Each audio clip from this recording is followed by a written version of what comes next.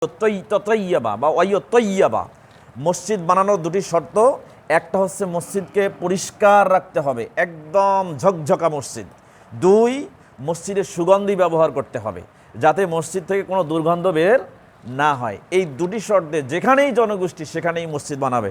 তো আলহামদুলিল্লাহ আপনারা মসজিদ বানানোর এই উদ্যোগ নিয়েছেন মূলত সাজদা করার জন্য। কাকে সাজদা? আল্লাহ সুবহানাহু ওয়া তাআলা, নাকি অন্য কাউকে সাজদা করবেন? শুধু আল্লাহকে সাজদা করার জন্য মসজিদ বানাইছেন। বলেন তো এই পৃথিবীতে যত জায়গা আছে সব থেকে প্রিয় জায়গা আল্লাহর কাছে কোনটি? দলিল বুখারী, মুসলিম এবং মিশকাতুল মাসাবি কিতাবুস সালাত, সালাত সংক্রান্ত একটি অধ্যায় রয়েছে। বল মাসাজিদ ওয়া মাওয়াজিস সালাত, মসজিদ এবং সালাতের স্থান সংক্রান্ত একটি অনুচ্ছেদ রয়েছে। আল ফাসলুল আউয়াল, প্রথম পরিচ্ছেদ, হাদিস নম্বর 696। হাদিসটি বর্ণনা করেছেন আবু হুরায়রা রাদিয়াল্লাহু তাআলা আনহু থেকে বর্ণিত। তিনি বলেন, রাসূল সাল্লাল্লাহু আলাইহি ওয়াসাল্লাম বলেছেন, আহাব্বুল বিলাদি ইলাল্লাহি মাসাজিদুহা ওয়া আবগাদুল বিলাদি ইলাল্লাহি আসওয়াকুহা। আল্লাহ সুবহানাহু ওয়া তাআলার কাছে সবথেকে প্রিয় ভালোবাসার জায়গা হচ্ছে দুনিয়াতে মসজিদ সমূহ, মানে সেজদার জায়গা সমূহ। ওয়া আবগাদুল বিলাদি ইলাল্লাহি আসওয়াকুহা, এবং আল্লাহ সুবহানাহু ওয়া তাআলার কাছে সবথেকে নিকৃষ্ট জায়গা হচ্ছে বাজার সমূহ। বলেন তো এবার আমরা কোথায় বেশি বসতে পছন্দ করি? কোথায়? আশ্চর্যজনক হলে সত্য, শুধু বসা নয়, মসজিদে আসতে আমাদের মহিলাদেরকে বাধা প্রদান করি। জামে মসজিদে একটা জুমা খুতবা শুনবে, মহিলারা মসজিদে আসবে, এতে আমাদের অনীহা। কিন্তু আমাদের মহিলারা বাজারে ঘুরছে, মার্কেট করছে, এতে কোনো বাধা নেই। এটা হলো চরম বাস্তবতা। অথচ আল্লাহর নবী সাল্লাল্লাহু আলাইহি ওয়াসাল্লাম বলেছেন, বুখারী, মুসলিম এবং মিশকাতুল মাসাবি কিতাবুস সালাত, সালাত সংক্রান্ত একটি অধ্যায় রয়েছে। বাবুল জামাআতি ওয়া ফাদলিহা, জামাত এবং তার ফজিলত সংক্রান্ত একটা অনুচ্ছেদ রয়েছে। আল ফাসলুল আউয়াল, প্রথম পরিচ্ছেদের 1059 নম্বর হাদিস। আব্দুল্লাহ ইবনে ওমর রাদিয়াল্লাহু তাআলা আনহুমা থেকে বর্ণিত, তিনি বলেন, রাসূল সাল্লাল্লাহু আলাইহি ওয়াসাল্লাম বলেছেন, ইজাস্তাজানাতি মুরাতু আহাদিকুম, যখন তোমাদের কোনো নারী, তোমাদের কোনো স্ত্রী, কোনো মহিলা তোমাদের কাছে অনুমতি চাইবে ইলাল মসজিদে, মসজিদে যাওয়ার জন্য, ফালা ইয়ামনাহা, সেজন্য তাকে বাধা না দেয়। তার মানে মসজিদ আসতে চাইলে মহিলারা মসজিদে আসার সুযোগ দিতে হবে। এই নির্দেশ কে দিয়েছেন? রাসূল সাল্লাল্লাহু আলাইহি ওয়াসাল্লাম। কিন্তু রাসূল সাল্লাল্লাহু আলাইহি ওয়াসাল্লাম থেকে আপনার স্ত্রীকে মার্কেট করার জন্য বাজারে পাঠাবেন এমন কোনো নির্দেশনা একটা জয়ীফ হাদিসও প্রমাণ করতে পারবে না। অথচ আমরা কি করতেছি? আমাদের স্ত্রীদেরকে বাজারে ছেড়ে দিচ্ছি, নিজেরা খরচ করছি না, কেন? দোকানদার ঠকাই দিবে। এই জন্য জিতার জন্য মহিলাদেরকে ব্যবহার করছি, তুমি টাকা নিয়ে যাও, মার্কেট করো। এখন ছেলেদের চাইতে মহিলারা বাজারে এগিয়ে আছে বেশি। সম্মানিত উপস্থিতি, তাহলে মসজিদ সবথেকে উৎকৃষ্ট জায়গা, প্রিয় জায়গা আল্লাহ সুবহানাহু ওয়া তাআলার কাছে, কিন্তু আমরা মসজিদে আমাদের মহিলাদেরকে আসতে দেই না। অথচ বাজার নিকৃষ্ট জায়গা, এখানে যাই, কোনো অসুবিধা নেই। বলেন তো বাজারে গেলে সওয়াব না মসজিদে গেলে সওয়াব? মসজিদে আসলে, এটা আমরা সবাই জানি, বিশ্বাস করি তো। দলিল বুখারী, মুসলিম এবং মিশকাত, তিনটি হাদিসের কিতাবে হাদিসটা আসছে। মিশকাতুল মাসাবি কিতাবুস সালাত, সালাত সংক্রান্ত একটি অধ্যায়। বাবুল মাসাজিদ ওয়া মাওয়াজিস সালাত, মসজিদ এবং সালাতের স্থান সংক্রান্ত একটা অনুচ্ছেদ রয়েছে। আল ফাসলুল আউয়াল, প্রথম পরিচ্ছেদের 698 নম্বর হাদিস। আবু হুরায়রা রাদিয়াল্লাহু তাআলা আনহু থেকে বর্ণিত, তিনি বলেন, ক্বালা রাসূলুল্লাহ সাল্লাল্লাহু আলাইহি ওয়াসাল্লাম, রাসূল সাল্লাল্লাহু আলাইহি ওয়াসাল্লাম বলেছেন, মান গাদা ইলাল মসজিদ আও রাহা, যে ব্যক্তি সকালে অথবা সন্ধ্যায় কোনো একটি সময় মসজিদে আসে, মসজিদে বসে, আল্লাহর নবী সাল্লাল্লাহু আলাইহি ওয়াসাল্লাম বলেছেন, আ'আদ্দাল্লাহু লাহু নুজুলাহু মিনাল জান্নাতি কুল্লামা গাদা আও রাহা, প্রত্যেকটা আগমনের জন্য, সেটা সকালে হোক অথবা সন্ধ্যায় হোক, প্রত্যেকটা আগমনের জন্য ওই ব্যক্তির জন্য আল্লাহ সুবহানাহু ওয়া তাআলা জান্নাতে এক একটা করে মেহমানদারির ব্যবস্থা করে রাখেন। এবার বলেন লাভ কোথায়? মসজিদে না বাজারে? জান্নাতে মেহমানদারি পাওয়া যাবে কোথায় গেলে? মসজিদে না বাজারে? মসজিদে। অথচ আমরা মসজিদে আসি না, আমাদের মহিলাদেরকে মসজিদে আসতে দেই না। এটা খুব দুঃখজনক ব্যাপার। সম্মানিত উপস্থিতি, অতএব আমরা চেষ্টা করব, আমরা মসজিদে আসব, আমাদের মহিলাদেরকে মসজিদে আনার চেষ্টা করব। আল্লাহ সুবহানাহু ওয়া তাআলা এই চেষ্টা অব্যাহত রাখার তৌফিক দান করুন, সকলে বলি আমিন। প্রথম কথা হলো মসজিদ হলো কার? এবার হাদিস দেখেন, বাইহাকি এবং মিশকাত, দুটি হাদিসের কিতাবে হাদিসটি আসছে। মিশকাতুল মাসাবি কিতাবুস সালাত, সালাত সংক্রান্ত একটি অধ্যায়। বাবুল মাসাজিদ ওয়া মাওয়াজিস সালাত, মসজিদ এবং সালাতের স্থান সংক্রান্ত একটা অনুচ্ছেদ রয়েছে। আল ফাসলুস সালিস, তৃতীয় পরিচ্ছেদের 742 নম্বর হাদিস। আবু হুরায়রা রাদিয়াল্লাহু তাআলা আনহু থেকে বর্ণিত, তিনি বলেন, রাসূল সাল্লাল্লাহু আলাইহি ওয়াসাল্লাম বলেছেন, মান জাআ মসজিদি হাজা, যে আমার এই মসজিদে আসে। কার মসজিদ? কার মসজিদ? এই কথা কে বলতেছে? ভালো করে বোঝেন, এমনি শুনলে হবে না। আল্লাহ রাসূল বলতেছে, মান জাআ মসজিদি হাজা, যে আমার এই মসজিদে আসে। তাহলে মসজিদ কার? এখন বলছেন নবীর মসজিদ কোনটা? সবাই ভাবছেন মসজিদে নববী, কিন্তু এই হাদিসের ব্যাখ্যায় মিরআতুল মাফাতিহ ইবনু হাজার আসকালানী রাহিমাহুল্লাহ মিশকাতের 742 নম্বর হাদিসের ব্যাখ্যায় বলতেছেন, মসজিদি হাজা বলতে পৃথিবীতে যত মসজিদ আছে সমস্ত মসজিদেই হচ্ছে রাসূলের। কেন? মেম্বারে উঠে আমরা কার কথা বলি বলেন তো? আল্লাহ এবং তার রাসূলের। কার নির্দেশনা অনুযায়ী কথা বলি? রাসূল সাল্লাল্লাহু আলাইহি ওয়াসাল্লামের নির্দেশনা। কার দেখানো পদ্ধতি অনুসারে কথা বলি?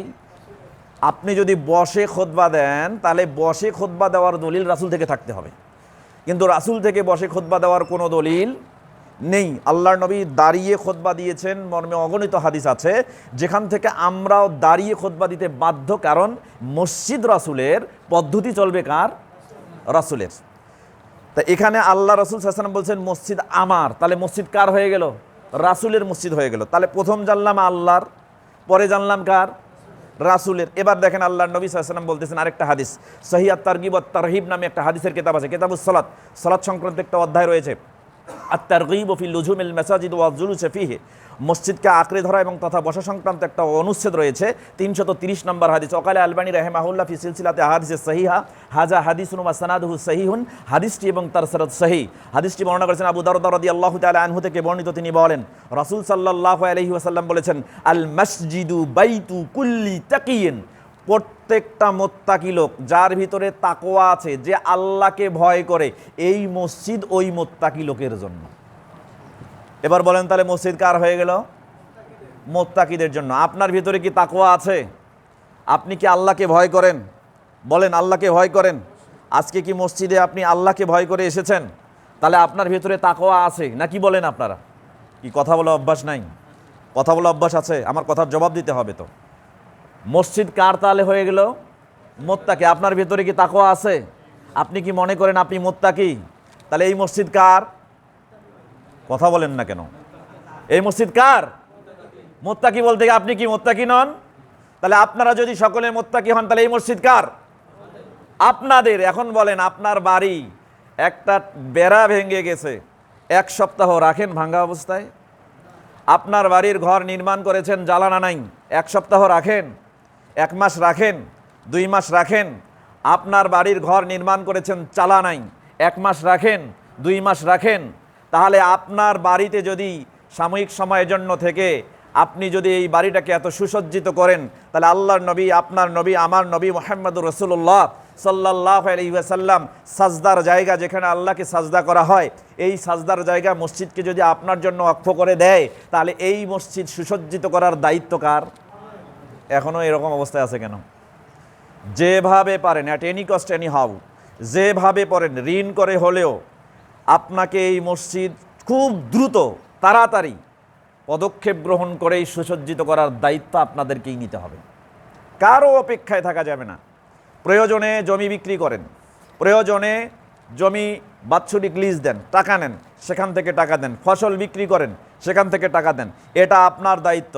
এই মসজিদ সুসজ্জিত করার দায়িত্ব আপনাদের সকলের। কেউ এর দায়ভার থেকে মুক্ত হওয়ার কোনো প্রকার সুযোগ নেই। কথা কি বুঝতে পারছেন? মসজিদ বানাইলে লাভ না লস? কেমন লাভ? বলেন কেমন লাভ? এতদিন শুনছেন একটা হাদিস, দেখেন তো এই হাদিসটা শুনছেন কিনা। বুখারী, মুসলিম এবং মিশকাতুল মাসাবি, কিতাবুস সালাত, সালাত সংক্রান্ত একটা অধ্যায় রয়েছে, বাউল মাসাজিদ ও মাওয়াজিস সালাত, মসজিদ এবং সালাতের স্থান সংক্রান্ত একটা অনুচ্ছেদ রয়েছে, আল ফাসলুল আউয়াল, প্রথম পরিচ্ছেদের 697 নম্বর হাদিস। হাদিসটি বর্ণনা করেছেন ওসমান বিন আফফান রাদিয়াল্লাহু তাআলা আনহু থেকে বর্ণিত, তিনি বলেন ক্বালা রাসূলুল্লাহ সাল্লাল্লাহু আলাইহি ওয়াসাল্লাম, রাসূল সাল্লাল্লাহু আলাইহি ওয়াসাল্লাম বলেছেন, মান বানা লিল্লাহি মাসজিদান বানাল্লাহু লাহু বাইতান ফিল জান্নাহ, যে ব্যক্তি আল্লাহ সুবহানাহু ওয়া তাআলার জন্য তার নিমিত্তে একটা মসজিদ বানাই দিবে, আল্লাহ সুবহানাহু ওয়া তাআলা জান্নাতে তাকে একটা বাড়ি বানাই দিবে। এখন বলছেন আপনাদের মধ্যে কোনো ব্যক্তির এককভাবে ক্ষমতা আছে একটা মসজিদ বানিয়ে দেওয়ার? আছে? তো আল্লাহর নবী সাল্লাল্লাহু আলাইহি ওয়াসাল্লাম বলছেন, যে ব্যক্তি বানিয়ে দেবে একটা মসজিদ আল্লাহর জন্য, আল্লাহ তাকে জান্নাতে একটা বাড়ি বানাই দেবেন। এখন আপনি বলছেন হুজুর আপনি তো এবার ফেঁসে গেছেন, কেন? আমাদেরকে মসজিদ বানার জন্য জান্নাতে বাড়ি পাবো, তো এককভাবে উদ্যোগ নিয়ে আমার পক্ষে মসজিদ বানানো সম্ভব নয়, বরং আমি মসজিদে কিছু দান করতে পারি, যেটা দিয়ে 2টা 3টা 4টা ইট হবে, যেটা 10টা ইট হবে, অথবা 1 বস্তা সিমেন্ট দিতে পারি, অথবা আমি 1 টন রড দিতে পারি সর্বোচ্চ, কিন্তু এটা দিয়ে তো পূর্ণ মসজিদ হবে না, তাহলে জান্নাতে কি বাড়ি পাবো না? এবার হাদিস শোনেন, আল্লাহর নবী মুহাম্মদ রাসূলুল্লাহ সাল্লাল্লাহু আলাইহি ওয়াসাল্লাম থেকে হাদিসটি আসছে, যে হাদিসটা সহিহ আত-তারগিব ওয়াত তারহিব নামে একটা হাদিসের কিতাব আছে। এবং সহি জামিউস সগীরের ফসলে মান শব্দের ফসলে হাদিসটি 6128 নম্বর হাদিস। ওয়াকাল আলবানী রাহিমাহুল্লাহ ফি সিলসিলাত আহাদিস সহিহা হাজা হাদিসুন ওয়া সানাদুহু সহিহুন, হাদিসটি এবং তার সনদ সহিহ। হাদিসটি বর্ণনা করেছেন জাবির রাদিয়াল্লাহু তাআলা আনহু থেকে বর্ণিত, তিনি বলেন রাসূল সাল্লাল্লাহু আলাইহি ওয়াসাল্লাম বলেছেন, মান বানা লিল্লাহি মসজিদান কামাফহাসিন কিতাতিন আও আসগারা, কোনো ব্যক্তি যদি একটা মসজিদ বানায়, সেই মসজিদটা যদি একটা তিতির পাখির বাসার সমতুল্য হয়। তিতির পাখি চেনেন? তিতির পাখি চেনেন?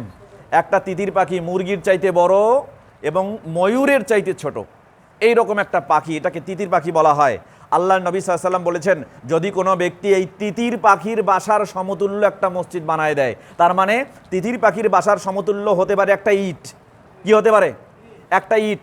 আবার বলেছেন আওয়াসগরা, অথবা এর চাইতে ছোট, তার মানে অর্ধেক ইট।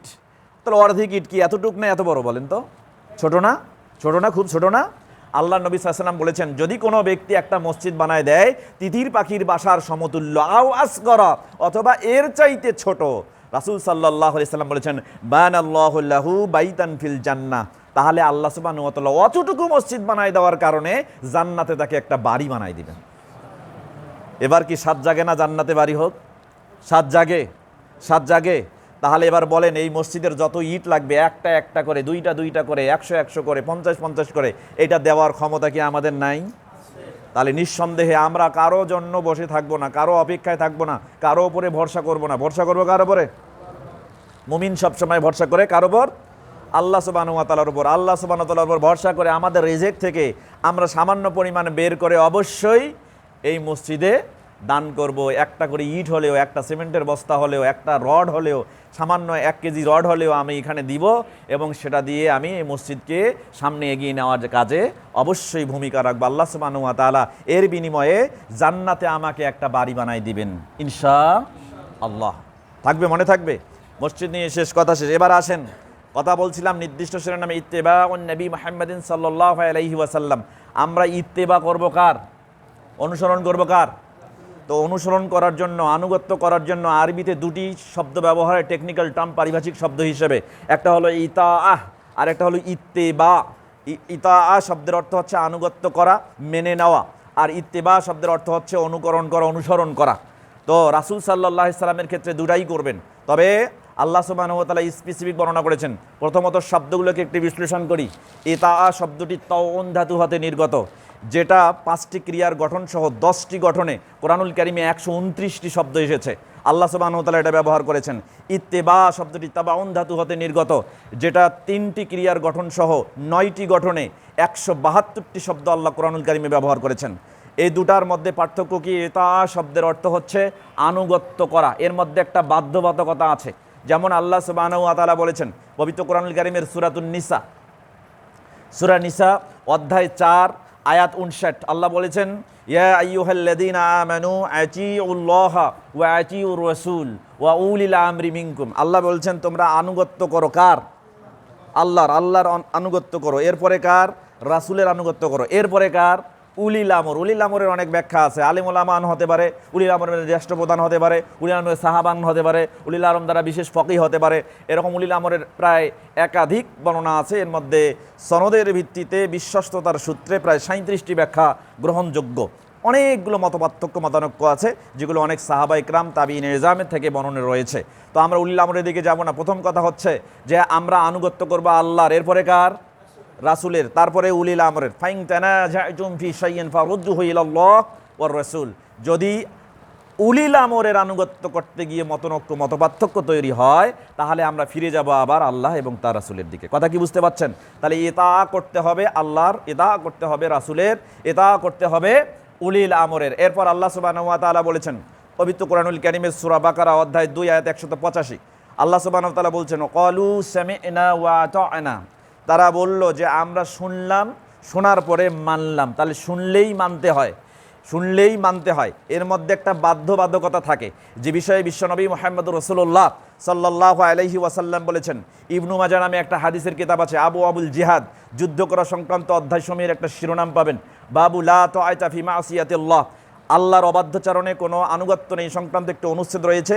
এই অনুচ্ছেদে 2864 নম্বর হাদিস, যে হাদিসটি বর্ণনা হয়েছে আব্দুল্লাহ ইবনে ওমর রাদিয়াল্লাহু তাআলা আনহুমা থেকে বর্ণিত। তিনি বলেন রাসূল সাল্লাল্লাহু আলাইহি ওয়াসাল্লাম বলেছেন, আলাল মারইল মুসলিমি তাআহ, একজন মুসলিম মানেই তাকে আনুগত্যের অধীনে থাকতে হবে, তাকে আনুগত্য করতেই হবে।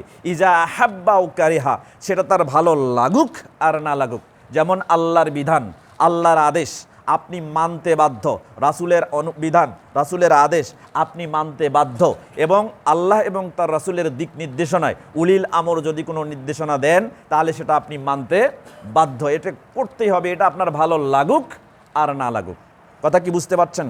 অনুরূপভাবে আল্লাহ সুবহানাহু ওয়া তাআলা আরও বলেছেন, সূরা নিসা অধ্যায় 4 আয়াত 80, আল্লাহ বলছেন, ওয়ামান ইউতির রাসূলা ফাকাদ আতা আল্লাহ, যে ব্যক্তি রাসূলের আনুগত্য করে সে মূলত আল্লাহরই আনুগত্য করে। তাহলে রাসূলের আনুগত্য করলে কার আনুগত্য করা হয়?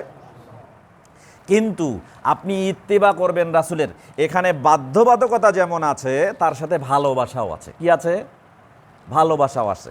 তাহলে আমরা অনেক সময় বলি থাকি, অ্যাজ দ্য সেইং গোজ, শাসন করা তারই সাজে আদর করে যে। তার মানে আপনি শুধু শাসন করবেন, রাগ দেখাবেন, ভালোবাসবেন না, আপনার কোনো কথা কেউ কখনো শুনবে না, 100% শুনবে না। তার মানে আপনি আদেশ মানবেন দুটি দিক থেকে, আনুগত্য করবেন দুটি দিক থেকে। একটা বাধ্যবাধকতা থাকবে আর একটা কি থাকবে? ভালোবাসা থাকবে। কি থাকবে? ভালোবাসা থাকবে।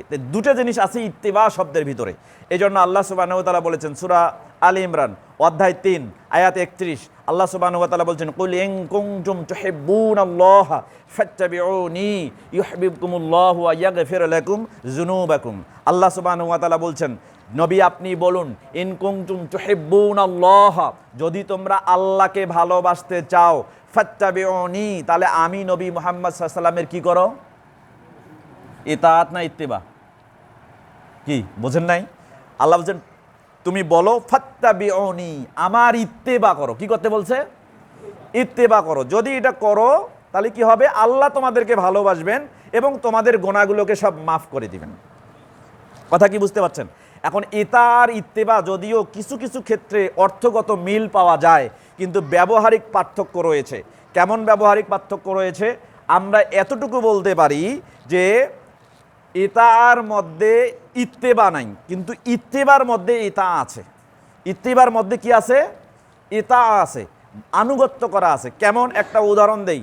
ইত্তেবা শব্দের সংজ্ঞাটা যদি আমরা একটু দেখি, দেখেন ইমাম বুখারীর উস্তাদ হুমাইদি রাহিমাহুল্লাহ, তিনি তাফসির গরিব মাফিস সহিহাইন একটা ছোট্ট তাফসিরের কিতাব লিখেছেন। এর 43 নম্বর পৃষ্ঠার মধ্যে উল্লেখ করেছেন, আল ইত্তিবাউ বিল ফেল ওয়াল ইক্তিদাউ বিল ফাইল। ইত্তেবা কাকে বলে? কোনো কর্তা, কোনো ব্যক্তি তার অনুকরণ করে, তার কাজের অনুসরণ করা। ভালো করে বোঝেন, আমার কথা একটু বুঝতে কষ্ট হলে ভালো করে বোঝার চেষ্টা করবেন।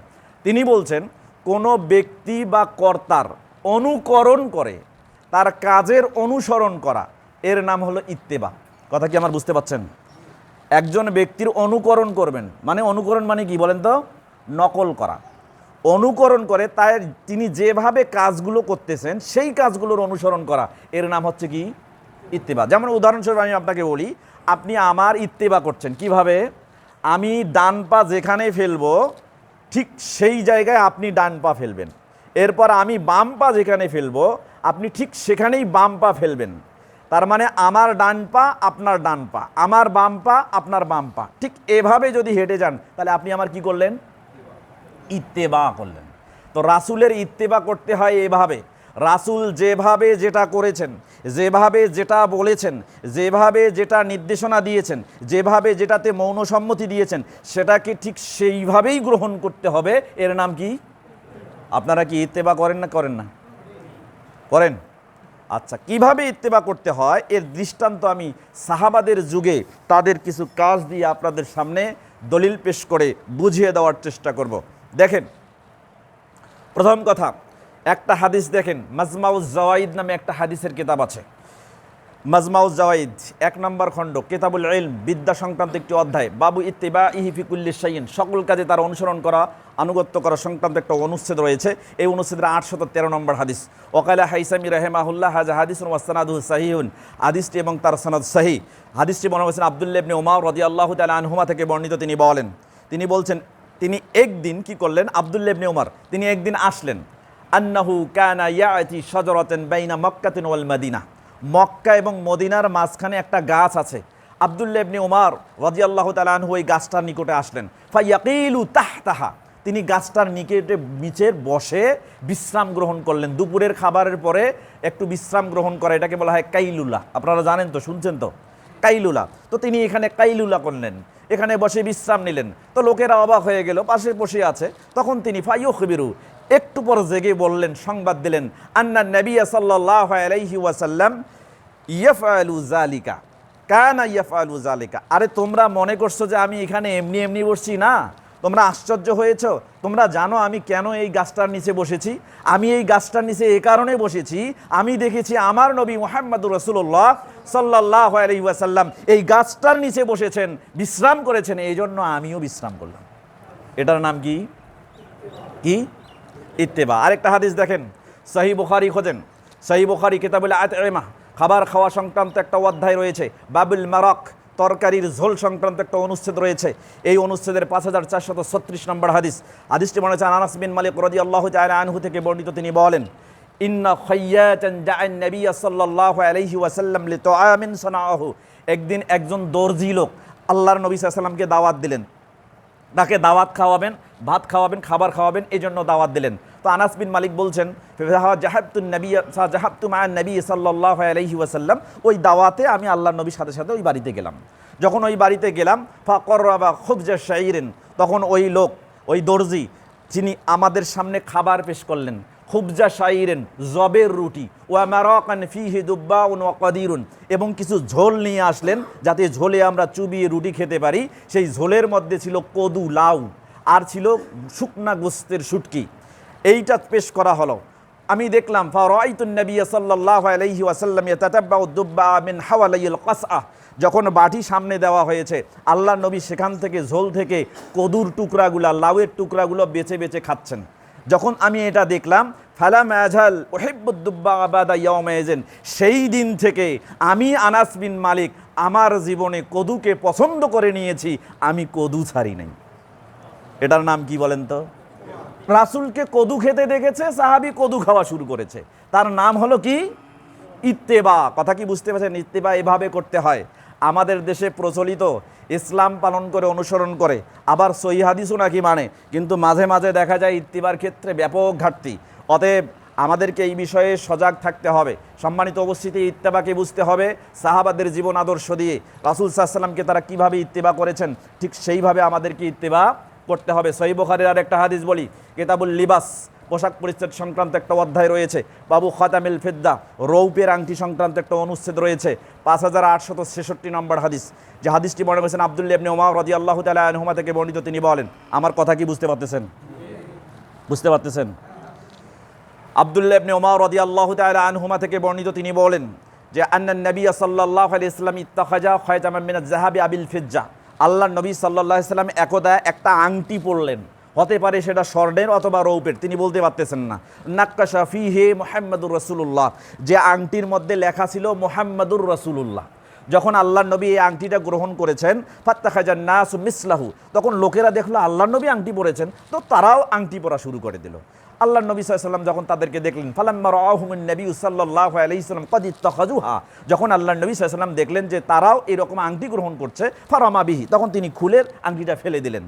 যখন আংটিটা খুলে ফেলে দিলেন, তাদেরকে বললেন, লা আলবাসুহু আবাদা, তোমরা এই আংটি কখনো পরো না। সকলেই আংটি খুলে ফেলাই দিল। এরপরে সুম্মাত্তাখাজান নবী সাল্লাল্লাহু আলাইহি ওয়াসাল্লাম খাজাবা মিনাল ফিদ্দা, এরপর আল্লাহর নবী সাল্লাল্লাহু আলাইহি ওয়াসাল্লাম একটা রৌপের আংটি পরলেন। যখন রৌপের আংটি পরলেন, ফাত্তাখাজান নাসু খাওয়াতিমাল ফিজ্জা, তখন লোকেরাও রৌপের আংটি নিয়ে আঙ্গুলে পরা শুরু করে দিল। তাহলে বোঝেন, আল্লাহর নবী স্বর্ণের আংটি পরেছে, লোকেরাও পরেছে, মানে সাহাবায়ে কেরাম পরেছে। আল্লাহর নবী আংটি খুলে ফেলে দিয়েছে, সাহাবায়ে কেরামও খুলে ফেলে দিয়েছে। এরপর আল্লাহর নবী রৌপের আংটি পরেছে, সাহাবায়ে কেরামও রৌপের আংটি পরেছে। এর নাম কি? ইত্তেবা। সম্মানিত উপস্থিতি, এরপরে দেখেন আরেকটি হাদিস, সহিহ ইবনে খুজাইমা নামে একটা হাদিসের কিতাব আছে, জিমাউ আবওয়াবিস সালাতি আলাল বাস্ত, প্রশস্ত জায়গার উপরে সালাত আদায় করা সংক্রান্ত অধ্যায়সমূহের একটা শিরোনাম পাবেন। 411 নম্বর অনুচ্ছেদের 1017 নম্বর হাদিস, যে হাদিসটি বর্ণনা করেছে আবু সাঈদ আল খুদরি রাদিয়াল্লাহু তাআলা আনহু থেকে বর্ণিত। তিনি বলেন, আন্নান নবী সাল্লাল্লাহু আলাইহি ওয়াসাল্লাম কানা ইউসাল্লি, একদা আল্লাহর নবী সাল্লাল্লাহু আলাইহি ওয়াসাল্লাম সালাত আদায় করতেছিলেন। সালাত আদায়রত অবস্থায় ফাখলাআনা আলাইহি, তিনি তার পায়ের জুতা খুলে ফেললেন। মানে জুতা পরে সালাত আদায় করতেছিলেন, এমত অবস্থায় হঠাৎ করে নবী সাল্লাল্লাহু আলাইহি ওয়াসাল্লাম পায়ের জুতা খুলে ফেললেন। ফাখলাআন নাসু নিআলাহুম, তখন লোকেরা দেখলো আল্লাহর নবী খুলেছে, তখন তারাও জুতা খুলে ফেললো। এরপরে ফালাম্মা ইনসারাফান নবী সাল্লাল্লাহু আলাইহি ওয়াসাল্লাম, নবী করিম সাল্লাল্লাহু আলাইহি ওয়াসাল্লাম যখন সালাত থেকে অবসর নিলেন, সালাত শেষ হয়ে গেল, সালাম ফেরালেন, তখন তিনি ঘুরে লোকদেরকে বলছেন, সাহাবায়ে কেরাম বলছেন, লিমা খলাআতুম নিআলাকুম, আচ্ছা তোমরা জুতা খুললে কেন? তখন তারা জবাব দিচ্ছে, কলু রাআইনাকা খলাআতা ফাখলাআনা ইয়া রাসূলুল্লাহ, আল্লাহ নবী, কোনো যুক্তি নাই, কোনো দর্শন নাই, কোনো কথা নাই, আপনাকে জুতা খুলতে দেখেছি তাই আমরা জুতা খুলেছি। কথা কি বুঝতে পারছেন? তার মানে এটার নাম কি? ইত্তেবা। সাহাবায়ে কেরাম রাসূলকে যেভাবে যেটা করতে দেখেছেন ঠিক সেভাবেই সেটা করেছেন, এর নাম কি?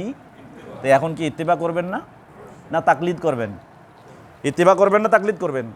তাকলিদ করতে হলে কোনো ব্যক্তির অন্ধ অনুকরণ করে তিনি যেভাবে বলে, রাসূল কি বলেছে এটা দেখার দরকার নেই।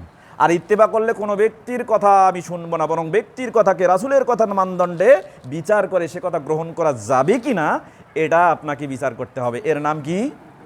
ইত্তেবা। কথা কি বুঝতে পারছেন? যেহেতু মসজিদ শুরু করেছেন, মসজিদের জামাতের অন্তর্ভুক্ত আপনারা সকলেই, প্রথমেই ইত্তেবার আলোচনাটা হওয়া জরুরি। কেন? ইত্তেবাতে যদি গলত হয় তাহলে মসজিদ পরিচালনায় গলত হবে। কথা কি বুঝতে পারছেন? অতএব মসজিদের ভিত্তি রাসূলের ইত্তেবার উপরেই প্রতিষ্ঠিত হতে হবে, এর বাইরে কোনোভাবে কোনোরূপ হওয়ার সুযোগ নেই। আল্লাহ সুবহানাহু ওয়া তাআলা পরিপূর্ণ ইত্তেবা করার তৌফিক দান করুন, সকলে বলি আমিন। আরেকটা হাদিস দেখুন, আবু দাউদে হাদিসটি এসেছে। আবু দাউদ কিতাবুস সালাত, সালাত সংক্রান্ত একটা অধ্যায় রয়েছে, বাবুল ইমামি ইউকাল্লিমুর রাজুলা ফি খুতবাতিহি, খুতবার মধ্যে দাঁড়িয়েও ব্যক্তির সাথে কথা বলা যায়, এই সংক্রান্ত একটা অনুচ্ছেদ রচনা করেছেন ইমাম আবু দাউদ রাহিমাহুল্লাহ। এই অনুচ্ছেদের 1091 নম্বর হাদিস। জাবির রাদিয়াল্লাহু তাআলা আনহু থেকে বর্ণিত, তিনি বলেন লাম্মা ইস্তাওয়ান নবী সাল্লাল্লাহু আলাইহি ওয়াসাল্লাম ইয়াউমাল জুমআহ, একদিন আল্লাহর নবী সাল্লাল্লাহু আলাইহি ওয়াসাল্লাম জুমার দিনে খুতবা দেওয়ার জন্য মেম্বারে উঠেছেন। মেম্বারে উঠি ফাকালা, তিনি বললেন, উঠার পরে তিনি বলছেন, ইজলিসু, লোকেরা দাঁড়িয়েছিল যেভাবে ছিল, আল্লাহ নবী বলছেন ইজলিসু, তোমরা বসো। ফাসামিয়া জালিকা আব্দুল্লাহ ইবনে মাসউদ রাদিয়াল্লাহু তাআলা আনহু, আল্লাহ নবী সাল্লাল্লাহু আলাইহি ওয়াসাল্লাম যখন বলেছেন তোমরা বসো, এটা আব্দুল্লাহ ইবনে মাসউদ শুনেছেন। তিনি কোথায় ছিলেন? তিনি ঘরে কেবল প্রবেশ করবেন, মসজিদে প্রবেশ করবেন, যখন শুনেছেন আল্লাহ নবী বলেছেন বসো, তিনি আর ভেতরে প্রবেশ করেন নাই। ফাজালাসা আলা বাবিল মসজিদ, তিনি দরজার সামনেই দাঁড়িয়েছিলেন, দরজার সামনেই বসে গেছেন। চিন্তা করছেন? আর এখন যদি আপনাকে সুন্নার কথা বলা হয় যেটা রাসূল বলেছেন, তখন আপনি শুনতে যুক্তি খোঁজেন, আমাদের বাপদাদারা তো এটা বলে নাই, আমাদের বড় হুজুর তো বলে নাই, আমাদের মসজিদের পেশ ইমাম তো এটা বলে নাই। আপনাকে প্রমাণ দিয়ে দলিল দিয়েও বলা হলো, অথচ আপনি বলতেছেন আমার হুজুর বলে নাই, অতএব আমি এটা মানতে পারবো না। কি আফসোস! চিন্তা করেন সম্মানিত উপস্থিতি। তো আব্দুল্লাহ ইবনে মাসউদ যখন ওখানে বসলেন, ফারাআহুন নবী সাল্লাল্লাহু আলাইহি ওয়াসাল্লাম, আল্লাহ নবী দেখলেন আব্দুল্লাহ ইবনে মাসউদ ভিতরে প্রবেশ না করেই ওখানে বসে গেছেন। তখন আল্লাহ নবী সাল্লাল্লাহু আলাইহি ওয়াসাল্লাম বললেন, তাআল ইয়া আব্দুল্লাহ ইবনে মাসউদ, হে আব্দুল্লাহ ইবনে মাসউদ, তুমি ভিতরে আসো। তখন উনি ওখান থেকে উঠে আবার রাসূল যেখানে দেখিয়ে দিয়েছেন সেখানে বসেছেন। এটার নাম কি বলেন তো? ইত্তেবা। সম্মানিত উপস্থিতি, আরেকটা হাদিস সহিহ বুখারী থেকে শোনাই। সহিহ বুখারী কিতাবুল হজ, হজ করা সংক্রান্ত একটা অধ্যায় রয়েছে, বাবু মা যুকিরা ফিল হাজরিল আসওয়াদ, হাজরে আসওয়াদ সম্পর্কে যা উল্লেখ করা হয়েছে সংক্রান্ত একটা অনুচ্ছেদ রয়েছে। এই অনুচ্ছেদের 1597 নম্বর হাদিস, 1605 নম্বর হাদিস, 1610 নম্বর হাদিস। হাদিসটি বলেছেন ওমর ইবনুল খাত্তাব রাদিয়াল্লাহু তাআলা আনহু থেকে বর্ণিত, তিনি বলেন, ওমর ইবনুল খাত্তাব আন্নাহু জাআ ইলাল হাজরিল আসওয়াদ, হজের মৌসুমে তিনি হজ করতে গিয়ে হাজরে আসওয়াদের নিকটে আসলেন। হাজরে আসওয়াদের নিকটে কি করতে হয় বলেন তো? এখানে হাজী সাহেব আছেন নাকি? কেউ সৌদি আরবে আছেন, গেছিলেন?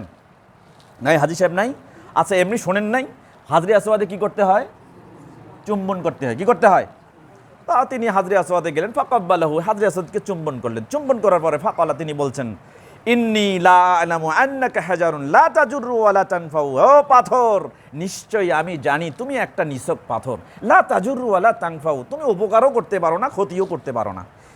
লাউলা আন্নী রাআইতুন নবিয়্য সাল্লাল্লাহু আলাইহি ওয়াসাল্লাম ইউকাব্বিলুকা মা কাব্বালতুকা, আমি যদি ওমর মুহাম্মদ সাল্লাল্লাহু আলাইহি ওয়াসাল্লামকে না দেখতাম তোমাকে চুম্বন করতে, তাহলে আমি ওমর তোমাকে কখনো চুম্বন করতাম না। তার মানে বোঝা গেল তিনি চুম্বন করেছেন কেন?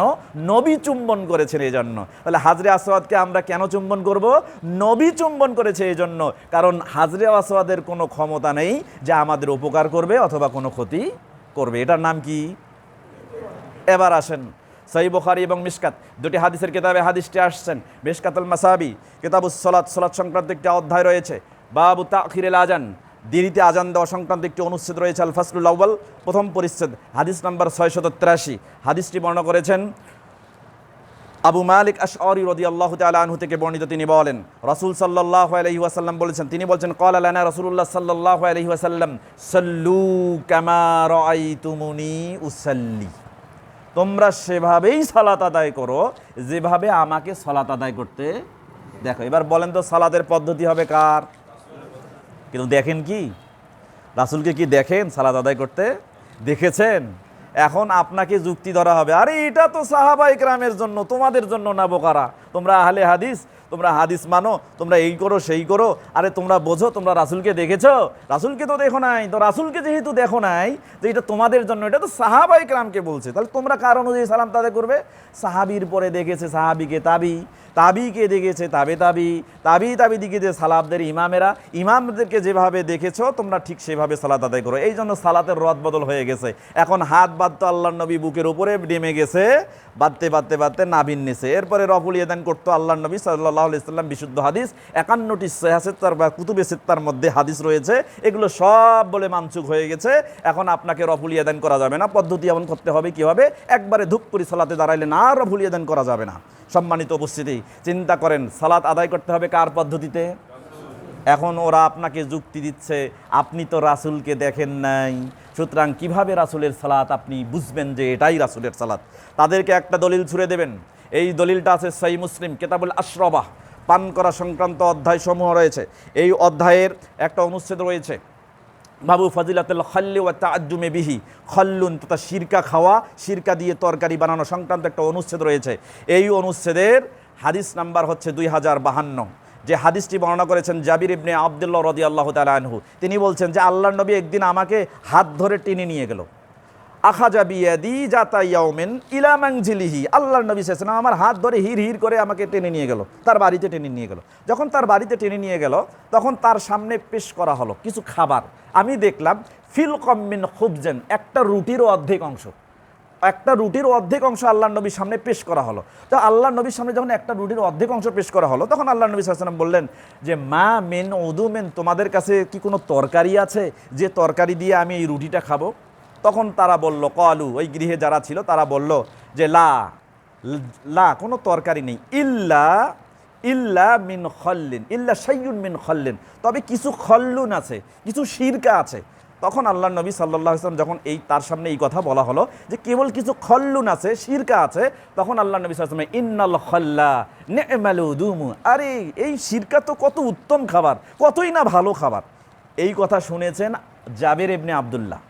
যখন তিনি শুনলেন যে আল্লাহর নবী খল্লুন তথা সিরকার প্রশংসা করেছে, তখন তিনি বলছে মা ঝিলতু উহিব্বুল খল্লা মুনজু সামি'তুহা মিনান নবী সাল্লাল্লাহু আলাইহি ওয়াসাল্লাম। আরে যেদিন আমি এই কথা শুনেছি আল্লাহর নবী তার মুখ দিয়ে বলেছে আরে খল্লুন তথা সিরকা তো উত্তম খাবার, সেই দিন থেকে আমার জীবনে খল্লুন খাওয়া, সিরকা খাওয়া আমি উত্তম, আমায় প্রিয় করে নিলাম। এবার দেখেন এই হাদিসটা বর্ণনা করছেন জাবির ইবনে আব্দুল্লাহ তলহা রাদিয়াল্লাহু তাআলা আনহুর নিকট, অথচ আল্লাহর নবী কি বলেছেন তলহা শোনেন নাই। জাবির রাদিয়াল্লাহু তাআলা আনহু এই হাদিসটা বর্ণনা করলেন তলহার নিকট। এবার তলহা বলতেছে যখন জাবির এই হাদিসটা আমার কাছে বর্ণনা করলো, ফালা মা জিলতু উহিব্বুল খল্লা মুনজু সামি'তুহা মিন জাবির ইবনে আব্দুল্লাহ, যেদিন আমি জাবির ইবনে আব্দুল্লাহর কাছে শুনেছি আল্লাহর নবী এ কথা বলেছে, সেই দিন থেকে আমি খল্লুন তথা সিরকা খাওয়া আমার জীবনে আমি প্রিয় করে নিয়েছি। তাহলে বোঝা গেল আল্লাহর নবী থেকে শুনলেই হবে না, আল্লাহর নবী থেকে দেখলেই হবে না। যদি কেউ দেখে, কেউ শোনে, আর সেটা যদি সহিভাবে আপনার কাছে বর্ণনা করে, বিশ্বস্ততার সাথে বর্ণনা করে, তাহলে সেটাকেই দলিল হিসেবে গ্রহণ করতে হবে যেভাবে সাহাবীরা গ্রহণ করেছেন। তাহলে আল্লাহর নবী কিভাবে সালাত আদায় করেছেন এটা সাহাবীরা দেখেছেন, ঠিক যেভাবে সালাত আদায় করে বর্ণনা করেছেন ঠিক সেইভাবে তাবিঈন এবং সালফে সালাফরা বর্ণনা করেছেন, যেটার ধারাবাহিকতায় এখনও আমরা কোরআন হাদিসে মজুদ পাই। অতএব ঠিক সেভাবেই সালাত আদায় করতে আমাদের কোনো বাধা নেই, কোনো ইমামের পেছনে আমাদের ছুটতে হবে না। কথা কি বুঝতে পারছেন? তাহলে তাদের জবাব হচ্ছে এই যে যে পদ্ধতিতে নবী সাল্লাল্লাহু আলাইহি সাল্লাম থেকে সালাতের পদ্ধতি এসেছে এখনও মজুদ আছে, এটাকে অনুসরণ করার জন্য কোনো ইমামের প্রয়োজন নেই। কথা কি বুঝতে পারছেন সম্মানিত উপস্থিতি? এখন আসেন সলাৎ, আমরা কি রাসূলের সলাৎ আদায় করি কিনা, ইত্তেবা মতো করি কিনা? দেখেন, প্রথমত সলাৎ আদায় করতে গেলে রাসূল যেভাবে সলাৎ আদায় করেছেন প্রতিটি দলিল স্পেসিফিক আছে। যেহেতু সময় সংকীর্ণ, আমি কয়েকটা দলিল আপনাদের সামনে উপস্থাপন করার চেষ্টা করব। সম্মানিত উপস্থিতি, রাসূল সাল্লাল্লাহু আলাইহি সাল্লাম থেকে বর্ণিত আছে, বুখারী, মুসলিম এবং মিশকাতুল মাসাবি কিতাবুস সলাৎ, সলাৎ সংক্রান্ত একটা অধ্যায় রয়েছে। বাবু সিফাতিস সলাৎ, সলাতের নিয়মকানুন সংক্রান্ত একটা অনুচ্ছেদ রয়েছে, আল ফাসলুল আউয়াল, প্রথম পরিচ্ছেদের 793 নম্বর হাদিস। এই হাদিসটি আব্দুল্লাহ ইবনে উমর রাদিয়াল্লাহু তাআলা আনহুমা থেকে বর্ণিত। তিনি বলেন, রাসূল সাল্লাল্লাহু আলাইহি ওয়াসাল্লাম কীভাবে সালাত আদায় করতেন তিনি বর্ণনা করতেছেন। তিনি বলতেছেন, আন্নান নবী সাল্লাল্লাহু আলাইহি ওয়াসাল্লাম কানা ইয়ারফাউ ইয়াদাইহি হাজওয়া মানকিবাইহি। আল্লাহর নবী সাল্লাল্লাহু আলাইহি ওয়াসাল্লাম যখন সালাত শুরু করতেন তার হাত দুখানা হাজওয়া মানকিবাইহি, কাঁধ বরাবর উঠাইতেন। ইজা ইফতাতাহা সালাতা, যখন সালাত শুরু করতেন তখন এটা করতেন। ওয়াইজা কাব্বার আলী রুকু, রুকু করার জন্য যখন তাকবির দিতেন তখনও হাত দুখানা কাঁধ বরাবর উঠাতেন। ওয়াইজা রফা রাসাহু মিনার রুকুয়ে, রুকু থেকে যখন মাথা উঠাতেন তখনও তিনি কাঁধ বরাবর হাত উঠাতেন। এরপরে আল্লাহর নবী সাল্লাল্লাহু আলাইহি ওয়াসাল্লাম ওয়াকালা, তিনি বলতেন সামি আল্লাহু লিমান হামিদা। যখন রুকু থেকে মাথা উঠাতেন তখন বলতেন সামি আল্লাহু লিমান হামিদা। ওয়ালা ইয়াফআলু যালিকা ফিস সুজুদ, কিন্তু সিজদার সময় তিনি হাত আর উত্তোলন করতেন না। এখন বলেন তো, আল্লাহর নবী এই পদ্ধতিতে সালাত আদায় করেছে। সালাত শুরু করার সময় হাত উঠাইছে কাঁধ বরাবর, এরপরে যখন রুকুতে গেছে তখনও কাঁধ বরাবর উঠাইছে, যখন রুকু থেকে মাথা উঠাইছে তখনও কাঁধ বরাবর উঠাইছে। আমরা এই পদ্ধতি ফলো করি না করি না? হাদিস স্পষ্ট বুখারীতে, হাদিস স্পষ্ট বুখারীতে। ওরা যাকে বলে সেহাসেত্তা, আমরা বলি কুতুবে সিত্তা। বুখারী, মুসলিম, আবু দাউদ, নাসাই, তিরমিজি, ইবনু মাজাহ, 6টা বিশুদ্ধ হাদিসের কিতাব। ওরা বলে এটাকে সেহাসেত্তা, কিন্তু এই 6টার মধ্যে বুখারী, মুসলিম ব্যতীত অন্য 4টি সুনানের কিতাবে অসংখ্য জয়ীফ হাদিস আছে। এজন্য আমরা এটাকে সেহাসেত্তা বলি না, বলি কুতুবে সিত্তা। এই কুতুবে সিত্তায় 51টা হাদিস আছে রফুল ইয়াদাইনের ব্যাপারে, সম্পূর্ণ সহিহ হাদিস। 51টা হাদিস। সহিহ বুখারীতে 5টা হাদিস রয়েছে, 735 থেকে 739। এরপরে সহিহ মুসলিমে 5টা হাদিস রয়েছে, 390 থেকে 395। আবু দাউদে 16টি হাদিস, ইবনু মাজায় 13টি হাদিস এবং তিরমিজিতে রয়েছে 1টি হাদিস। এরপর নাসাইতে আছে 16টি, নাসাইতে 13টি, আবু দাউদে 16টি এবং ইবনু মাজায় 11টি, তিরমিজিতে 1টি, আর বুখারী মুসলিমে 5 5 10টি। টোটাল 51টা হাদিস রয়েছে। যে হাদিসের ব্যাখ্যা করতে গিয়ে সহিহ বুখারীর ব্যাখ্যা গ্রন্থের গ্রন্থাগার, তার নাম হচ্ছে ইবনু হাজার আসকালানী রাহিমাহুল্লাহ। সহিহ বুখারীর ব্যাখ্যা গ্রন্থ ফাতহুল বারী 1 নম্বর খণ্ডের 219 থেকে 221 নম্বর পৃষ্ঠায় তিনি 735 নম্বর হাদিসের ব্যাখ্যা উল্লেখ করে বলছেন যে আল্লাহর নবী রফুল ইয়াদাইন করেছেন।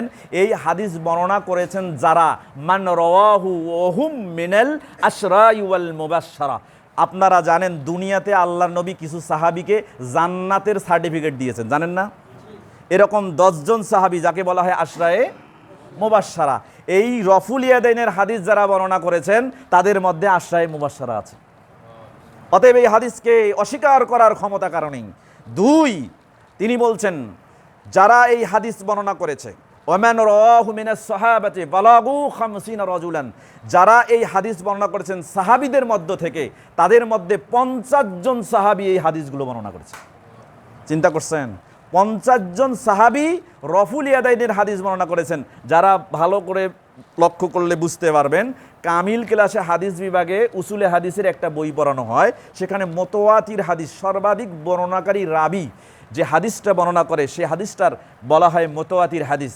এই মুতাওয়াতির হাদিসের 1 নম্বর উদাহরণে হাদিস পেশ করা হয়েছে রফুল ইয়াদাইনি ফিস সালাত, সালাতের মধ্যে রফুল ইয়াদাইন করা। এই রফুল ইয়াদাইন করার হাদিস মুতাওয়াতির হাদিস হিসাবে উদাহরণ পেশ করা হয়েছে। তারপরেও বাংলাদেশ সহ ভারতীয় উপমহাদেশে আমরা যারা সহিহ হাদিসের ভিত্তিতে রফুল ইয়াদাইনের সাথে সালাত আদায় করি তাদেরকে বলা হয় এই হাদিস অচল। বলে কি বলে না? বলে কি বলে না? কি আপনারা জানেন না? তা আপনি কি রফুল ইয়াদাইন করেন? আপনারা সবাই করেন না? এখানে কেউ কেউ রফুল ইয়াদাইনের বিরোধী আছে? রফুল ইয়াদাইন করেন? রফুল ইয়াদান আল্লাহর নবী মুহাম্মদুর রাসূলুল্লাহ সাল্লাল্লাহু আলাইহি সাল্লাম থেকে সুস্পষ্টভাবে প্রমাণিত। অতএব এর থেকে পিছপা হওয়ার কোনো সুযোগ নেই। যেহেতু ইত্তেবাউন নবী মুহাম্মদিন সাল্লাল্লাহু আলাইহি সাল্লাম, নবী করিম সাল্লাল্লাহু আলাইহি সাল্লামের ইত্তেবার সাথে আমরা যাবতীয় আমল করব, তাহলে সালাতের ক্ষেত্রে রাসূল যেভাবেই সালাত আদায় করেছেন ঠিক সেভাবেই সালাত আদায় করতে হবে। তিনি রফুল ইয়াদান করেছে, আমাদেরকে রফুল ইয়াদান করতে হবে। এর থেকে পিছপা হওয়ার কোনো সুযোগ নেই। এখন ওরা বলে যে এই হাদিস মানসুখ হয়ে গেছে। মানসুখ মানে রহিত হয়ে গেছে। আপনারা কি আমার কথা বুঝতে পারতেছেন? এই টার্মগুলো আপনার জানার দরকার আছে। আহলে হাদিসের প্রত্যেকটা মুসল্লি মাযহাবী ভাইদের মসজিদের ইমামের চাইতেও হাদিস কোরআনে বেশি জ্ঞান রাখে। এটা আমরা গর্ব করে বলতে পারি আলহামদুলিল্লাহ। আপনারা জানেন আমি একটা মসজিদের খতিব। সেই মসজিদে আমার যত মুসল্লি আছে, মুসল্লিদের মধ্যে অধিকাংশ যুবক সমাজ, তারা এখন যে কোনো মসজিদে বক্তব্য দিতে পারবে আলহামদুলিল্লাহ। এটা যোগ্যতা কেন অর্জন হয়েছে? তারা আহলুল হাদিস হিসেবে তারা সব সময় সঠিক দলিলটাকে তালাশ করে, এবং সঠিক দলিল তালাশ করার মাধ্যমে সেটা মানা যাবে কিনা, ইত্তেবাউন নবী মুহাম্মদ সাল্লাল্লাহু আলাইহি ওয়াসাল্লাম এটা অনুসরণ করা হবে কিনা, এটা যাচাই বাছাই করে তারা এটা গ্রহণ করে। সুতরাং আহলে হাদিসে যারা আছেন, আমি আশা করব আপনারাও অবশ্যই যাচাই বাছাই করে এই হাদিসগুলো গ্রহণ করার চেষ্টা করবেন। কথা কি বুঝতে পারছেন আমার সম্মানিত বারদিস? তারা বলতেছেন যে এই হাদিস মানসুখ হয়ে গেছে। কে মানসুখ করলো? তারা বলতেছে যে সহিহ মুসলিমে একটা হাদিস আছে। আমি কেন কথাটা বলতেছি, আপনাদেরকে ধোকায় ফেলতে পারে, এই জন্য এগুলো প্রমাণ করা জরুরি দরকার আছে। ইত্তেবা করতে গিয়ে যদি আপনাকে কেউ প্রশ্নবিদ্ধ করে, তাহলে সেই প্রশ্নবিদ্ধ করা থেকে মুক্ত হওয়ার জন্য উত্তর জানার দরকার আছে না নাই? আছে, অবশ্যই জানবেন। তো সেখানে বলা হচ্ছে যে সহিহ মুসলিমে কিতাবুস সালাত, সালাত সংক্রান্ত একটি অধ্যায়ের 27 নম্বর অনুচ্ছেদের 430 নম্বর হাদিস, যে হাদিসটা জাবির বিন সামুরা রাদিয়াল্লাহু তাআলা আনহু থেকে বর্ণিত। তিনি বলেন, খরাজা আলাইনা রাসূলুল্লাহ সাল্লাল্লাহু আলাইহি ওয়াসাল্লাম, আল্লাহর নবী একবারে আমাদের কাছে বের হয়ে আসলেন। জাবির বিন সামুরা বলছেন, আল্লাহর নবী বের হয়ে আসলেন, আসার পরে বলছেন যে মালি আরাকুম, তোমাদের কি হয়েছে? রফিই আইদিকুম, তোমাদের হাতগুলো তোমরা উত্তোলন করছো।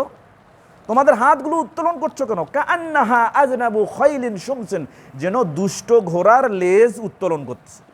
দুষ্ট ঘোড়ার লেজ নড়াচড়া করতেছে। তোমরা যেভাবে হাত উত্তোলন করতেছো, যেন দুষ্ট ঘোড়ার লেজ উত্তোলন করতেছে।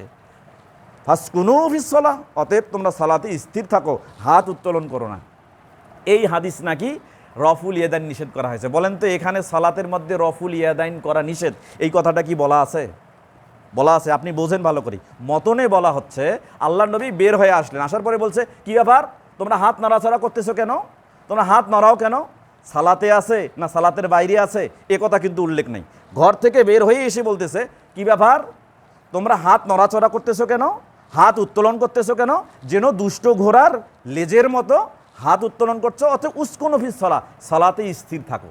কিন্তু সালাতে কোন সময় হাত উত্তোলন করতে নিষেধ করা হয়েছে এইটা কিন্তু তারা বলে না। 430 নম্বর হাদিস সহিহ মুসলিম, এর পরের হাদিসটা 431, সেখানে বলা হয়েছে সাহাবায়ে কেরাম আগে সালাতে যখন সালাম ফিরতেন, সালাম ফেরানোর পদ্ধতি ছিল এরকম, আসসালামু আলাইকুম ওয়া রাহমাতুল্লাহ, আসসালামু আলাইকুম ওয়া রহমাতুল্লাহ।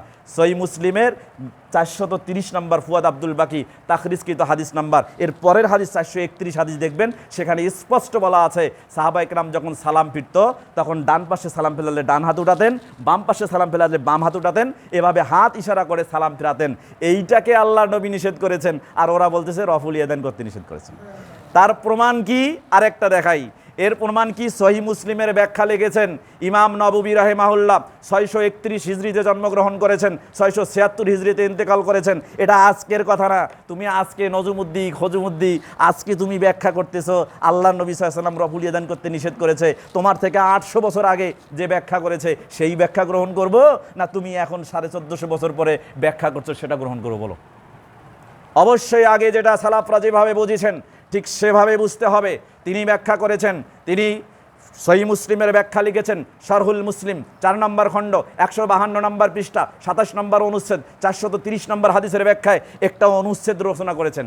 অনুচ্ছেদে কি বলতেছেন দেখেন, বাবুল আমরি বিসসুকুনি ফিস সালাহ, সালাতের মধ্যে স্থির থাকার আদেশ, ওয়ান নাহি আনিল ইশারাতি বিল ইয়াদ, হাত দিয়ে ইশারা করা নিষেধ। কখন? ইংদা রফইহা ইংদা সালাম, সালামের সময় হাত উত্তোলন করা নিষেধ। কোন সময়? সালামের সময়। তার মানে নিয়ম আছে আসসালামু আলাইকুম ওয়া রাহমাতুল্লাহ, ডান দিকে সালাম ফেরালে ডান হাত উত্তোলন করত, বাম দিকে সালাম ফেরালে বাম হাত উত্তোলন করত। এইটাকে আল্লাহর নবী নিষেধ করেছেন। এখন কথা হলো, আল্লাহর নবীর এই হাদিসটা মনে করেছেন জাবির বিন সামুরা। ভালো করে বোঝেন। যদি আমরা বলি ভাই আপনি 430 নম্বর হাদিস বলেছেন, 431 নম্বর হাদিসটা দেখেন, ওখানে আল্লাহর নবী কোন সময়ের কথা বলেছেন যে সালামের সময় হাত তুলে যাবে না, এটাকে নিষেধ করেছেন। তখন তারা বলবে না ভাই এই হাদিস তো জাবির বিন সামুরা বর্ণনা করে নাই। জাবির বিন সামুরার বর্ণিত হাদিসের মধ্যে রয়েছে আল্লাহর নবী হাত উত্তোলন করতে নিষেধ করেছে। হাদিসের পরিভাষায় দুটি পরিভাষা আপনারা লক্ষ্য করবেন, যারা উসুলে হাদিস বোঝেন তারা বর্ণনা করবেন, মুজমাল আর মুবাইয়ান। মুজমাল মানে সংক্ষিপ্ত বর্ণনা, আর মুবাইয়ান মানে হচ্ছে বিস্তারিত বর্ণনা। যখন আপনি একই বিষয়ে একটা কথা বলবেন সংক্ষেপে, আবার ওই বিষয়ে আরেকখানে বলবেন বিস্তারিত, তখন বলেন তো আপনার কোন কথাটা গ্রহণযোগ্য হবে? বিস্তারিতটা। তার মানে একই বিষয়ে আপনি সংক্ষিপ্ত বলেছেন, আবার ওই বিষয়ে আপনি আরেক জায়গায় বিস্তারিত বলেছেন, তাহলে সংক্ষিপ্ত বাতিল, বিস্তারিত গ্রহণযোগ্য করতে হবে।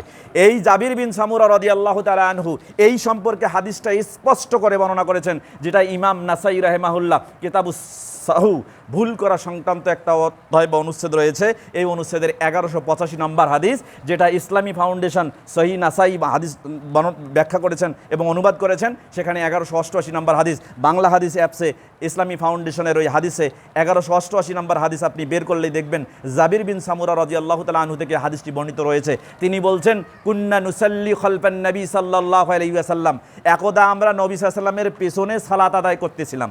তখন কি করেছিলাম? ফা নুসাল্লিমু বিআইদিনা, আমরা সালাত শেষ করার পরে হাত ইশারা করে সালাম ফিরতেছিলাম।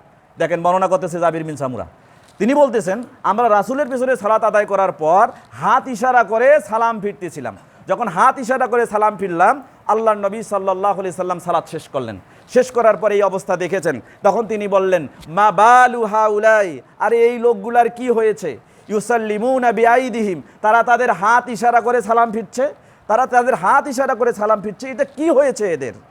কাআন্নাহা আজনাবু খাইলিন শুমসিন, যেন দুষ্ট ঘোড়ার লেজ নড়াচ্ছে। কথা কি বুঝতে পাচ্ছেন? এবার বলেন একটা লজিক, দুষ্ট ঘোড়ার লেজ এইভাবে নড়ে না এইভাবে নড়ে? ওপর নিচ নড়ে না ডানে বামে নড়ে? জি, এবার দেখেন, এই যে রফুলিয়া দেন, এই যে রফুলিয়া দেন, এই যে রফুলিয়া দেন, এই যে রফুলিয়া দেন, দুইটার মধ্যে পার্থক্য আছে না নাই? ডান বামে রফুলিয়া দেন আর সামনে রফুলিয়া দেন, এর মধ্যে পার্থক্য আছে না নাই? এবার বলেন তো, ঘোড়ার লেজ যদি নড়ে তাহলে কোনটার সাথে মিলে? ওপর নিচ মিলে নাকি ডানে বামে মিলে? কথা কি বুঝতে পারছেন? তাহলে দুষ্ট ঘোড়ার লেজের মতো হাত উত্তোলন করা, এটা সালামের সময়, আর আল্লাহ নবী এটাকে নিষেধ করেছেন। কথা কি বুঝতে পারছেন? যার স্পষ্ট ব্যাখ্যা নাসাইর 1188 নম্বর হাদিস, ইসলামী ফাউন্ডেশনের এবং সহিহ নাসাইর 1185 নম্বর হাদিস। আল্লাহর নবী সাল্লাল্লাহু আলাইহি সাল্লাম তখন বললেন যে তোমরা সালামের মাধ্যমে হাত ইশারা করে সালাম ফিরছ, এটা মনে হচ্ছে কাআন্নাহা আজনাবু খাইলিন শুমসিন, এটা দুষ্ট গরুর লেজার মতো। তাহলে তোমাদের জন্য কি যথেষ্ট? আমা ইয়াকফি আহাদাহুম, তোমাদের কোনো ব্যক্তির জন্য এটা কি যথেষ্ট নয়? আইয়াজা ইয়াদাহু আলা ফাকিজিহি, যে তার হাত দুখানা রানের উপরে রাখবে, ওয়ায়াকুলু, এবং বলবে আসসালামু আলাইকুম ওয়া রাহমাতুল্লাহ, আসসালামু আলাইকুম ওয়া রাহমাতুল্লাহ। এই হাদিসটা বিস্তারিত জাবির বিন সামুরা থেকে দুইটি হাদিস, সহিহ মুসলিমের 430 নম্বর হাদিস, সহিহ মুসলিমের হাদিস বর্ণনা করার পরে জাবির বিন সামুরা বিস্তারিত হাদিস বর্ণনা করেছেন নাসাইর 1185 এবং ইসলামী ফাউন্ডেশনের 1188 নম্বর হাদিস। সুতরাং প্রমাণ হয়ে গেল রফুল ইয়াদান আল্লাহর নবী নিষেধ করেছেন কোন সময়? সালামের সময়। অতএব আল্লাহর নবী সাল্লাল্লাহু আলাইহি ওয়াসাল্লাম সর্বদার সুন্নাহ হচ্ছে তিনি রফুল ইয়াদান করেছেন সালাতের মধ্যে, আমরাও রফুল ইয়াদান করব, সহিহ সনদে প্রমাণিত হয়েছে। এর থেকে পিছপা হওয়ার সুযোগ নেই, কারণ এটাই রাসূলের ইত্তেবা। কথা কি বুঝতে পারছেন? সম্মানিত বসি, বক্তব্যের সময় শেষ। কয়টা পর্যন্ত শেষ করে দিব না 5 মিনিট টানবো? জি, যদিও আপনাদেরকে জিজ্ঞাসা করার দরকার নাই, তারপরেও জিজ্ঞাসা করলাম, এটা মানবিক কারণে জিজ্ঞাসা করলাম। আর সুন্নাহ হচ্ছে কি আল্লাহ নবীর মসজিদ, মেম্বারটা মসজিদ নবীর, অতএব এখানে বক্তব্যের সময়সীমাও নির্ধারিত হবে কার নির্দেশ অনুসারে? মুহাম্মদ সাল্লাল্লাহু আলাইহি ওয়াসাল্লাম। আপনাদেরকে জিজ্ঞাসা করার কোনো প্রয়োজন নেই, কিন্তু জিজ্ঞাসা করলাম যে আপনারা আসলে আগ্রহী আছেন কিনা। সম্মানিত উপস্থিতি, আরেকটা উদাহরণ দিয়ে শেষ করব। আমরা সালাতের মধ্যে সূরা ফাতিহা শেষ করার পর কি বলি? আমিন। অনেকেই বলে না, আপনারা বলছেন, দলিল আছে না নাই? আছে। বুখারী, মুসলিম এবং মিশকাতুল মাসাবি কিতাবুস সালাত, সালাত সংক্রান্ত একটি অধ্যায় রয়েছে, বাবুল কিরাআতি ফিস সালাত, সালাতের মধ্যে কিরাত পাঠ করা সংক্রান্ত একটা অনুচ্ছেদ রয়েছে, আল ফাসলুল আউয়াল, প্রথম পরিচ্ছেদের 825 নম্বর হাদিস। আবু হুরায়রা রাদিয়াল্লাহু তাআলা আনহু থেকে বর্ণিত, তিনি বলেন রাসূল সাল্লাল্লাহু আলাইহি ওয়াসাল্লাম বলেছেন, তিনি কি বলেছেন? ইজা আম্মানাল ইমামু ফাআমিনু, যখন ইমাম আমিন বলে তোমরাও কি বলো? আমিন বলো। ফাইন্নাহু মা ওয়াফাকা তামিনুহু তামিনাল মালায়েকা গুফিরা লাহু মা তাকদ্দামা মিন জানবিহি, যার আমিন বলা, ফেরেশতাদের আমিন বলা এর সাথে মিলে যাবে, আল্লাহ তার অতীতের করে যাওয়া গুনাহগুলো মাফ করে দিবে। আরেকটা ওই হাদিসে আরেকটা বর্ণনা করছেন আল্লাহ নবী সাল্লাল্লাহু আলাইহি সাল্লাম, যে ইজা ক্বালাল ইমামু গায়রিল মাগদুবি আলাইহিম ওয়ালাদ-দাল্লিন, যখন ইমাম গায়রিল মাগদুবি আলাইহিম ওয়ালাদ-দাল্লিন বলে তখন তোমরা কি বলো? ফাকুলু আমিন। তাহলে দুই পদ্ধতি, এক ইমান আমিন বললে তোমরা আমিন বলো, আর এটা গায়রিল মাগদুবি আলাইহিম ওয়ালাদ-দাল্লিন বললে তোমরা কি বলো? আমিন বলো। আল্লাহ নবী সাল্লাল্লাহু আলাইহি ওয়াসাল্লাম ফাইন্নাহু মা ওয়াফাকা কাউলুহু কাউলাল মালায়েকা গুফিরা লাহু মা তাকদ্দামা মিন জানবিহি, ওই সময় যে ব্যক্তি আমিন বলবে তার কথা যদি ফেরেশতাদের কথার সাথে মিলে যায়, আল্লাহ তার অতীতের করে যাওয়া গুনাহগুলো মাফ করে দিবেন। তাহলে আপনি আমিন কেন বলেন? আল্লাহ নবী বলতে বলেছেন। এবার আল্লাহ নবী নিজে বলেছেন কিনা এটা দেখব। তিরমিজি, আবু দাউদ এবং মিশকাতুল মাসাবি, কিতাবুস সালাত, সালাত সংক্রান্ত একটি অধ্যায় রয়েছে। বাউল কিরাআতি ফিস সালাত, সালাতের মধ্যে কিরাত পাঠ করা সংক্রান্ত একটি অনুচ্ছেদ রয়েছে। আল ফাসলুস সানি, দ্বিতীয় পরিচ্ছেদ, 845 নম্বর হাদিস। ওয়াইল ইবনে হুজর রাদিয়াল্লাহু তাআলা আনহু থেকে বর্ণিত, তিনি বলেন সামি'তু রাসূলুল্লাহ সাল্লাল্লাহু আলাইহি ওয়াসাল্লাম ইয়াকরাউ গায়রিল মাগদুবি আলাইহিম ওয়ালাদ-দাল্লিন ফাকালা আমিন। তিনি বলছেন, ওয়াইল ইবনে হুজর, আমি আল্লাহর নবীকে বলতে শুনেছি, তিনি যখন সূরা ফাতিহা পাঠ করছিলেন তখন পাঠ করার পরে শেষে বলছেন গায়রিল মাগদুবি আলাইহিম ওয়ালাদ-দাল্লিন ফাকালা আমিন, তখন আল্লাহর নবী জোরে আমিন বলেছেন। মাদ্দা বিহা সাওতাহু, তার কণ্ঠকে লম্বা করেছেন, কণ্ঠকে লম্বা করে আমিন বলেছেন। আবার আবু দাউদে এই হাদিসটা 932 নম্বর হাদিস, সেখানে বলেছে রফা বিহা সাওতাহু, তার কণ্ঠকে উঁচু করে তিনি আমিন বলেছেন। তাহলে প্রমাণ হলো আল্লাহর নবী আমিন জোরে বলেছেন, তাই আমরাও আমিন কি বলি? জোরে না আসতে? জোরে বলবো না? মৃত্যু পর্যন্ত বলা চলবে কি চলবে না? দলিল যেখানে স্পষ্ট সেখানে কখনো এই আমল থেকে পিছপা হওয়ার সুযোগ নেই। এখন অনেকে আমিন দেখে চটে কি চটে না?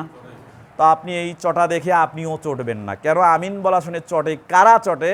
আল্লাহর নবী 1450 বছর আগে বলে দিয়েছেন। সহিহ আত-তারগিব ওয়াত-তারহিব নামে একটা হাদিসের কিতাব আছে, কিতাবুস সালাত, সালাত সংক্রান্ত একটা অধ্যায় রয়েছে। আত-তারগিব ফিত তামিন খালফাল ইমাম, ইমামের পেছনে আমিন বলা সংক্রান্ত একটি অনুচ্ছেদ রয়েছে। এই অনুচ্ছেদের 515 নম্বর হাদিস, যে হাদিসটা আয়েশা রাদিয়াল্লাহু তাআলা আনহা থেকে বর্ণিত, তিনি বলেন রাসূল সাল্লাল্লাহু আলাইহি সাল্লাম বলেছেন, মা হাসাদাতকুমুল ইয়াহুদু আলা শাইইন, ইহুদিরা তোমাদের কোনো কাজে এতটা হিংসা করে না, ইহুদিরা তোমাদের কাজে এতটা হিংসা করে না, কোনো কাজ করো তোমরা সেই কাজের উপরে এতটা হিংসা করে না, মা হাসাদাতকুম আলা সালামি ওয়াত তামিন, তবে দুইটা কাজে তোমাদের উপরে তারা হিংসা করে, যখন তোমরা একজন আরেকজনের সাথে সাক্ষাৎ হলে সালাম দাও তখন ইহুদিরা চটে যায়, আবার যখন সূরা ফাতিহা শেষ করার পরে জোরে আমিন বলো তখনও ইহুদিরা চটে যায়। কথা কি বুঝতে পারছেন? আর এই ইহুদিরা চটে যাবে, ইহুদির দোসররা চটে যাবে, এরাই হচ্ছে ইহুদির দালাল, যে দালালেরা আমাদের আমিন বলাতে রাগ করে। কথা কি বুঝতে পারছেন? অতএব এই দালালদের কথায় কখনো রাগান্বিত হয়ে আপনি ঝগড়ায় লিপ্ত হবেন না। এই দালালদের থেকে আপনি যুক্তিতর্কে হেরে গিয়ে কখনো পিছপা হবেন না। রাসূল সাল্লাল্লাহু আলাইহি ওয়াসাল্লামের 100% আনুগত্য করতে হবে, তার ইত্তেবা করতে হবে। আল্লাহ সুবহানাহু ওয়া তাআলা আমাদের সকলকে আজকের বক্তব্য থেকে বক্তা এবং শ্রোতা সকলকে উপকৃত হওয়ার তৌফিক দান করুন। সকলে বলি আমিন।